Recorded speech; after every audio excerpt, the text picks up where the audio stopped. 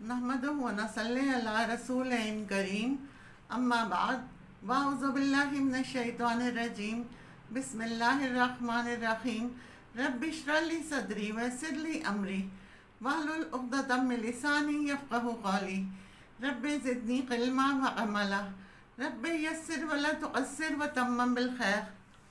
सूरह फातिहा के बेशुमार वज़ाइफ़ हैं, लेकिन आज मुख्तसर 2 जुमलों का वजीफ़ा मैं आपके साथ शेयर कर रही हूँ। सूरह फातिहा की एक आयत आप बुज़ुर्गों के बताए हुए तरीक़े के मुताबिक पढ़ लें। पढ़ने का तरीक़ा आपको बता रही हूँ। ये आयत अल्लाह पाक को बहुत पसंद है। अगर हम गौर करें तो हम सूरह फातिहा की इस आयत से बहुत सी बरकतों को समेट सकते हैं। इस एक आयत के अल्फाज को हम बार बार दोहरा कर बहुत सी अपनी हाजात को पूरा कर सकते हैं। हमारी तमाम ख्वाहिशात पूरी हो सकती हैं, क्योंकि ये अल्लाह ताला की किताब कुरान पाक की एक आयत पढ़ने से बहुत सी नेकियां मिलती हैं और साथ ही हमारी ज़िंदगी की परेशानियां इससे हल हो सकती हैं, हमारी मुश्किलात दूर हो सकती हैं, हमारी मुसीबतें कम हो सकती हैं। इस एक अमल से आप बड़ी से बड़ी कामयाबी हासिल कर सकते हैं।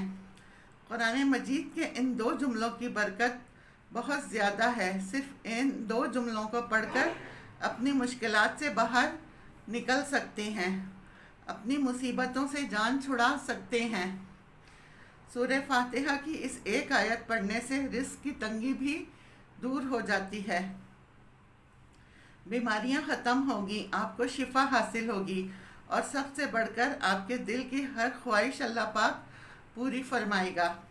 अल्लाह पाक के कब्ज़े कुदरत में हर चीज़ है, वो कुछ भी कर सकते हैं। अल्लाह हर चीज़ पर कादिर हैं। ये इंतहाई आसान वजीफ़ा है, हर इंसान इस अमल को कर सकता है। इस अमल का कोई वक्त मुकर्रर नहीं, आप किसी भी वक्त इस अमल को कर सकते हैं। इस अमल को आप हर नमाज के बाद कर सकते हैं या किसी एक नमाज के बाद भी कर सकते हैं। इस अमल को करने के फ़ौरन बाद अल्लाह की बारगाह में दुआ करनी है। इंशाअल्लाह आप जिस मकसद के लिए, किसी भी हाजत के लिए अमल करेंगे, अल्लाह पाक आपकी दुआ को फ़ौरन कबूल फरमाएंगे। और इस अमल को आपने उस वक्त तक करते रहना है जब तक कि आपका मसला हल नहीं हो जाता। ज़िंदगी की हर मुश्किल के लिए सूरह फातिहा बहुत मुफीद है। सूरह फातिहा शिफा है।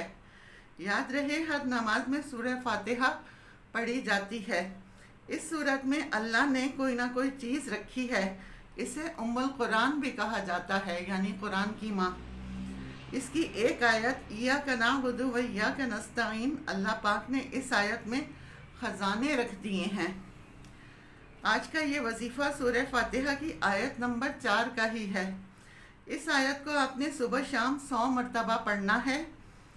इस आयत को पढ़ने से आपको बहुत से फ़वाइद हासिल होंगे। किसी भी नमाज के बाद एक जगह आपने बैठकर अव्वल व आखिर 11 दफ़ा दुरूद इब्राहिमी पढ़ना है। जब आप 11 मरतबा दुरूद पाक पढ़ेंगे तो आप पर 110 मरतबा रहमतें नाजिल होंगी। आप जब भी जो भी वजीफ़ा करें, दुरूद पाक उसमें ज़रूर पढ़ा करें, आप पर रहमतों की भरमार हो जाएगी। दुरूद पाक 11 मरतबा पढ़कर फिर एक तस्बीह पढ़ लेनी है, इय्याका नअबुदु व इय्याका नस्तईन। अल्लाह ताला को इतराफ़ बहुत पसंद है अपने बंदे का। बंदा अपनी आजिज़ी दिखाता है और अल्लाह को अपना हकीकी मानते हुए अल्लाह से अपनी हाजात को तलब करता है। आप इस अमल में 100 बार अल्लाह पाक से ये कहते हैं, ए अल्लाह, हम तेरी ही इबादत करते हैं और तुझी से मदद चाहते हैं। अल्लाह ताला ने सूरह फातिहा में मांगने का अंदाज़ मोमिनीन को सिखलाया है। ये पहले इसकी हम कहो, फिर इय्याका नअबुदु कहकर इससे अहद बंदगी करो, फिर इससे मांगो। व इय्याका नस्तईन भी इसलिए कहा गया कि हमारी इबादत फरिश्तों जैसी नहीं है। शैतान हमारी इबादत में वसवसे डालकर उसे ख़राब करने के दर पे है। اس لیے ہم عبادت کے ساتھ اللہ تعالیٰ سے مدد کے خواہاں بھی ہیں کہ وہ شیطان کے مقابلے میں ہماری مدد فرمائے۔ اس عمل کو جس نے بھی کیا ہے یا کریں گے اس نے گویا کامیابی حاصل کی ہے۔ آپ بھی سورہ فاتحہ کے اس عمل سے دیکھیے کہ ہر ناممکن کام کیسے ممکن ہوتا ہے۔ یہ وظیفہ گارنٹی شدہ ہے، بہت آزمودہ وظیفہ ہے، بہت مجرب ہے، ناقابل بیان اور ناقابل مشکلات کے لیے۔ یعنی جب ہر تدبیر کے دروازے بند ہو جائیں تو اس عمل کا کمال اور تاثیر بے نظیر ہے۔ سورہ فاتحہ کے اس عمل کے آپ کا ہر کام ممکن ہو جائے گا اور ہر مسئلہ حل ہو جائے گا۔ یاد رکھیے، گناہوں کی فضائیں عام ہوں تو ایسے وقت میں سورہ فاتحہ شفا ہے، دوا ہے، دعا ہے، غذا ہے، حفاظت ہے، کفایت ہے، مدد ہے، راحت ہے، سکون ہے، چین ہے۔ یہ سورۃ فاتحہ راحت و برکت ہے۔ سورۃ فاتحہ کو اپنی زندگی کا حصہ بنا لیں۔ سورہ فاتحہ کو اپنی زندگی کے روزمرہ کے معاملات میں شامل کریں۔ اس سورت کی ہر آیت اور ہر لفظ بابرکت ہے۔ اس عمل کا آخری اور سب سے بڑا فائدہ یہ ہے کہ موت کے وقت اللہ پاک کلمہ نصیب فرمائیں گے۔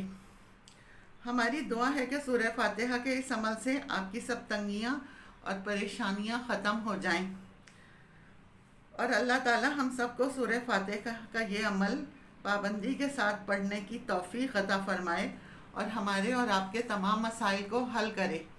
آمین۔ وآخر دعوانا ان الحمد للہ رب العالمین۔